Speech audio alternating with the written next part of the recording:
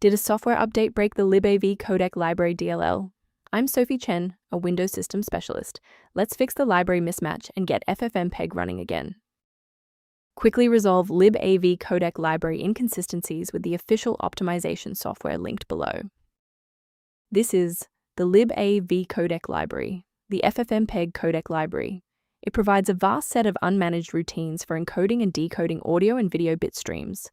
It manages the conversion of compressed media manifests into raw visual and audio data links. Let's get to work. We'll start with the most common fix for this specific error.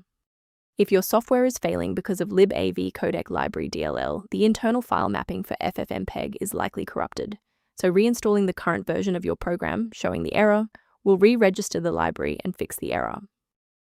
In cases where the official installer remains ineffective, we must escalate to a manual review of your system's active runtime state. A quick reboot can determine if the error is transient. While it won't fix a deleted file, it can re-establish the connection between your software and the Libavcodec Codec Library file if the path was temporarily busy. Make sure to save your spot by bookmarking this video or hit the like button before you restart so you don't have to search for it again. With the restart confirmed as ineffective for this instance, let's analyze the registry settings next. If you need to pause the video while navigating the registry editor, feel free. Since a standard reinstall didn't fix the library error, we need to perform an integrity check on the host program. If you are using a launcher like Steam or Epic, use the Verify Integrity of Game Files tool. For standalone apps, manually delete the application folder in your local app data directory before reinstalling to ensure no corrupted files are locked in the cache. Why are we doing this? Well, standalone installers often skip files that are already present or locked. Using integrity tools or clearing the app data cache forces a byte-for-byte replacement of your DLL file. Before we finish, let's go over the professional protocol for sourcing essential system libraries.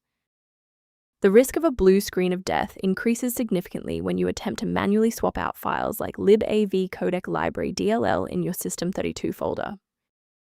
To ensure your system remains within verified parameters, you might choose to use an authorized maintenance path for ongoing support.